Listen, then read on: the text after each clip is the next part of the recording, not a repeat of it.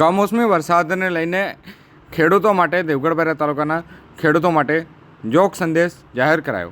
આજે તારીખ 13/5/2024 સોમવારના રોજ સાંજે 7 કલાકે મળતી માહિતી મુજબ કમોસમી વરસાદ થતાં પાકની નુકસાનથી બચવા માટે ખેડૂતોના ખેત ઉત્પાદિત પાક ખેતરમાં કાપણી કરાયેલ પાક ખુલ્લામાં હોય તો તેને તાત્કાલિક સલામત સ્થળે ખસેડવાની કાર્યવાહી કરી।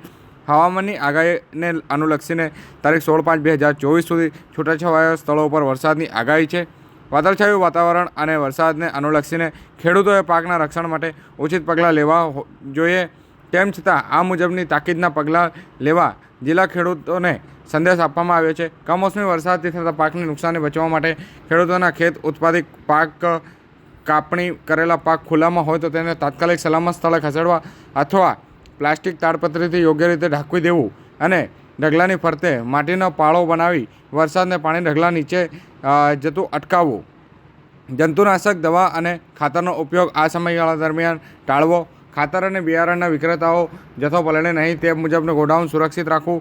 એપીએમસીમાં વેપારીઓ અને ખેડૂતોએ કાળજી રાખી આગોતરા સાવચેતીના પગલાં લેવા અનુરોધ કરવામાં આવ્યો છે। તેમજ એપીએમસીમાં અનાજ અને ખેત પેદાશો સુરક્ષિત રાખવા, એપીએમસીમાં વેચાણ અર્થે આવતી પેદાશો આ દિવસ દરમિયાન ટાળવી અથવા સુરક્ષિત રાખવી।